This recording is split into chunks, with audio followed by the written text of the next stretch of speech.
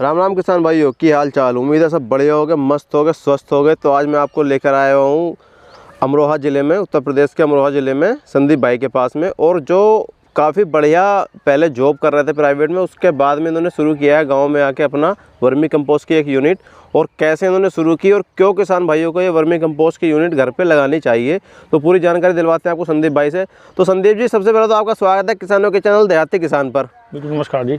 थोड़ा सा सबसे पहले तो जी किसान भाइयों को यही बता दिया जाए कि अपनी ये यूनिट आ रही है जो वर्मी कंपोस्ट आप कर रहे हो, ये कहाँ पे है?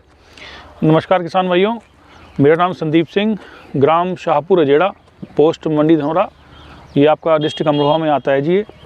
और मेरी लोकेशन यही है आपकी, और गांव में ही मैंने ये काम किया हुआ है। तो थोड़ा सा एक एजुकेशन का भी जो किसान भाई देख रहे हैं जी, आजकल तो सभी देहाती किसान हैं, उसके बाद इस काम को बड़ा गंदा समझते हैं जी ना, कहाँ गोबर का काम करेंगे, कहाँ हम केचुए खाद बनाएंगे।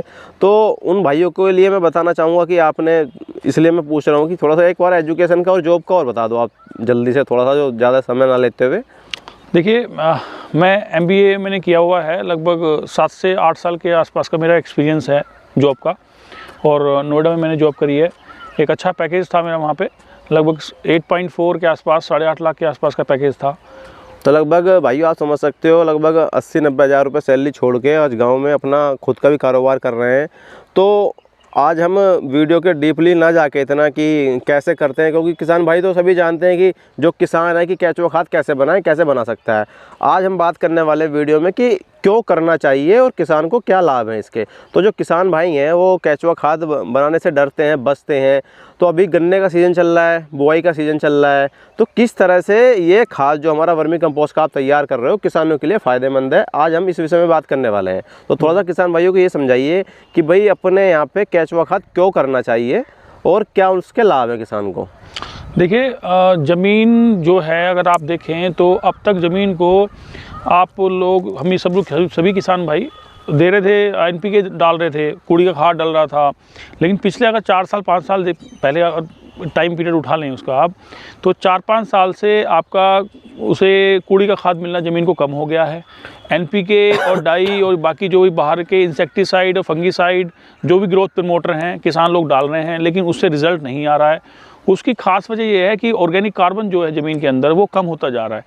ये NPK डाई जो हम लोग ज़्यादा भी डालते हैं, ये कार्बन का, ये कह लीजिएगा, या फिर कूड़ी का खाद का काम करता है, गोबर का काम करता है उसमें, कि उसके जो अणु होते हैं उनको तोड़ के नसों तक पहुंचाने का काम करता है। NPK डाई ऐसे के ऐसे ही पड़े रहते हैं ज़मीन में। तो जो रसायन ज़्यादा इस्तेमाल कर रहा है किसान, उसको, उसकी अपेक्षा अगर हम इसका इस्तेमाल करें तो ज़मीन की उपजाऊ क्षमता बढ़ेगी। दूसरी बात सर ये है कि आप, ये मैं नहीं कह रहा कि किसान भाइयों से कि आप नुकसान उठाइएगा, जैविक खेती करिएगा, लेकिन थोड़ा ये कहना चाहूँगा कि रासायनिक प्लस जैविक करिएगा।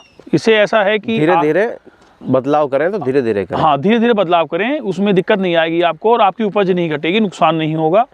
और ये एक ऐसी चीज़ है कि आपको, आप डालना आप शुरू करें, 1-2 बीघे से शुरू करें। मैं किसान भाइयों से कहना चाहूँगा 1-2 बीघे से शुरू करके देखें आप। 1-2 बीघे में डालेंगे आप तो आपको ये पता लग जाएगा कि इस ज़मीन में रोग कम आए हैं, इस ज़मीन में ग्रोथ क्या आई है। गन्ने की, आप मेन जो फसल है हमारी पश्चिम यूपी में गन्ने की फसल है, ग्रोथ क्या आई है, टिलरिंग क्या आई है, फुटाव उसमें क्या आया है।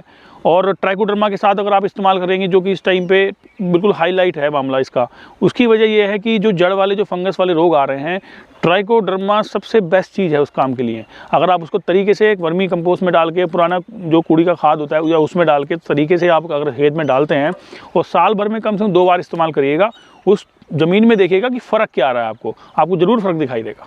अच्छा, और बाकी जैसे किसान भाइयों को अगर छोटा सा अपने घर पे एक यूनिट शुरू करनी हो, तो उसके लिए सबसे बेस्ट क्या रहेगा? किस तरह से कोई किसान भाई मान लीजिए नहीं खरीदना चाहता है, अपने घर पे थोड़ा सा शुरू करना चाहे, तो क्या घर पे भी शुरू कर सकता है इस काम को? जी बिल्कुल। देखिए, अब किसान भाई क्या है कि मैं खुद भी किसान ही हूँ, तो अगर मैं अपने लिए बनाऊँ तो थोड़ा सा मैं आलसी हो जाऊँगा इस काम के लिए, क्योंकि मैं इसको सेल कर रहा हूँ, मैंने खेत में भी डाला हुआ है। आपको पैसा मिल रहा है, आपका बिक रहा है, पैसा मिल रहा है, तो इसलिए आप थोड़ा उत्सुक हैं। और काम को, जैसे कि भाइयों आपको दिख रहा है पीछे, मैं आपको दिखा दूं, काफ़ी बड़े लेवल पे इन्होंने ये काम फैलाया हुआ है। तो लगभग कितने बेड अपने पास में है ये?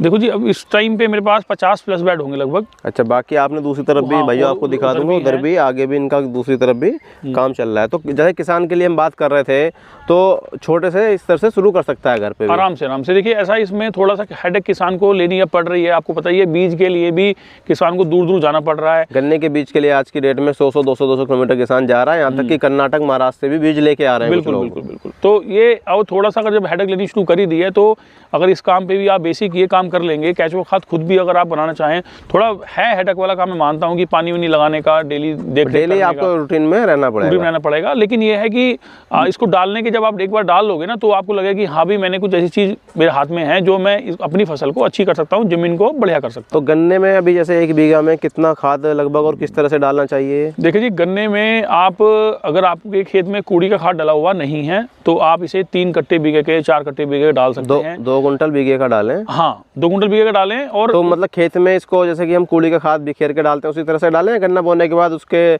पच्छी के साथ में, गन्ने के बीज के साथ? ट्राइकोडर्मा वाला जो इस्तेमाल होगा, उसका तरीका तो ये बनता है कि वर्मी कंपोस्ट में मिला के उसको आप रख दीजिएगा। उसको 1 कुंटल वर्मी कंपोस्ट में मिला के ट्राइकोडर्मा को आप किसी छायादार जगह पे रख दीजिएगा। 8 दिन उसको, 10 दिन उसको रखे रहने दीजिएगा। बाहर उससे ऊपर टाट की बोरी से ढक देंगे उसको आप, और नमी बना के रखेंगे आप। उसके बाद 1 कुंटल खाद को आखिरी जुताई से पहले उसको डाल देंगे आप। अच्छा। ठीक है, आखिरी जुताई से पहले डाल के हाथों हाथ आपको रूटरवेटर जो भी उसके थ्रू चला देना है, मतलब उसको धूप लगने देनी नहीं है आपको। तो गन्ने की बुआई से पहले ना डाल के ट्राइकोडर्मा के साथ बाद में डालें? हाँ, क्योंकि ऐसा है, अगर आप पच्छी पे डालने की कोशिश करेंगे तो ट्राइकोडर्मा एक मित्र फंगस है अपना, इनके साथ फंगीसाइड का इस्तेमाल जरूर करेंगे आप, तो वो ट्राइकोडर्मा के जो फंगस है वो खत्म हो जाएंगे उससे। अच्छा। तो पच्छी पे कोशिश ये करिएगा कि आप उसको, उसके अंदर वर्मी कंपोस्ट प्लेन वाला डालें, सादा वाला डालें आप। और आखिरी जुताई से पहले अगर आपको डालना ही है तो उस टाइम पे डाल दें। 2 कट्टे बीघे के उस टाइम डाल दीजिएगा, 2 कट्टे बीघे के पच्छी पे सादा वाला वर्मी कंपोस्ट। और नॉर्मली अगर हमें डालना है तो कैसे डाल सकते हैं खेत में? नॉर्मली सर पच्छी पे डालना होगा आपको। अच्छा, पच्छी पे डाल सकते हैं। हाँ। तो अच्छा, हम बात कर लेते हैं अब रेट की। तो लगभग अपने यहाँ से ये खाद, जैसे पैकिंग भी आपकी दिख रही है, आपने ये घर पे पैकिंग की हुई है, वो पैकिंग किया हुआ काफ़ी बढ़िया कट्टा आपका दिख रहा है। लगभग कितने रुपए कुंटल में, या एक कट्टा 50 किलो का आपका है तो कितने रुपए का ये किसान भाइयों को मिल जाएगा? देखिए, मेरा जो पैकिंग है मेरी, वो 46 किलो की है, 46 केजी। 46 केजी। हाँ, 46 किलो का मैं ट्राइकोडर्मा वाला जो दे रहा हूँ वो 325 रुपये का कट्टा दे रहा हूँ आपका। और सादा वाला जो vermi compost, plain vermi compost है, वो 300 रुपये का कट्टा है आपका। अच्छा, तो ट्राइकोडर्मा वाला भी आप किसान भाइयों के लिए उपलब्ध करा रहे हैं? हाँ बिल्कुल, क्योंकि देखिए 99 क्या मैं कहूँगा 100% इस टाइम पे ट्राइकोडर्मा वाला ही सेल हो रहा है। अच्छा। क्योंकि जड़ के जो ज़मीन के फंगस हैं उसको बहुत अच्छे से रोकता है ये।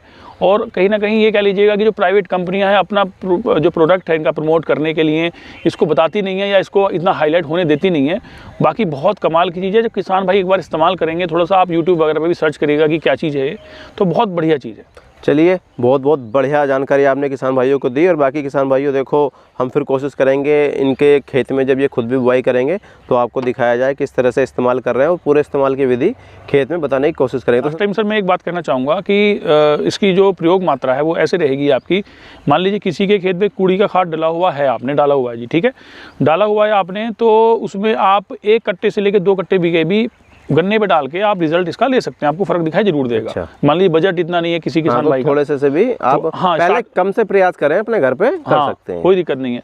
और अगर कूड़िया खाद डला हुआ नहीं है तो आप उसमें जब आप 4 कट्टे बीघे के डालेंगे तो NPK डाई जहां आप 10 किलो बीघे, 12 किलो बीघे, 15 किलो बीघे के डाल रहे हैं, उसको आप सीधा 5 से 7 किलो बीघे पे ले आइएगा। 50% कर दीजिए, बिल्कुल बेफिक्र होकर ले आइएगा, विश्वास करके आप देखेंगे कि कोई फर्क आपकी उसमें ज़मीन में नहीं आया है। क्योंकि जो ये दे देगा, जो क्वालिटी ये दे देगा, वो NPK डाई में उतना मज़ा आपको नहीं आ पाएगा। बाकी किसान भाइयों देखो, इनका नंबर मैं वीडियो के नीचे भी डाल दूंगा, डिस्प्ले पे आपको शो हो रहा है। और बहुत बहुत धन्यवाद संदीप जी आपका, इतनी बेहतरीन जानकारी किसान भाइयों को देने के लिए। धन्यवाद किसान भाई।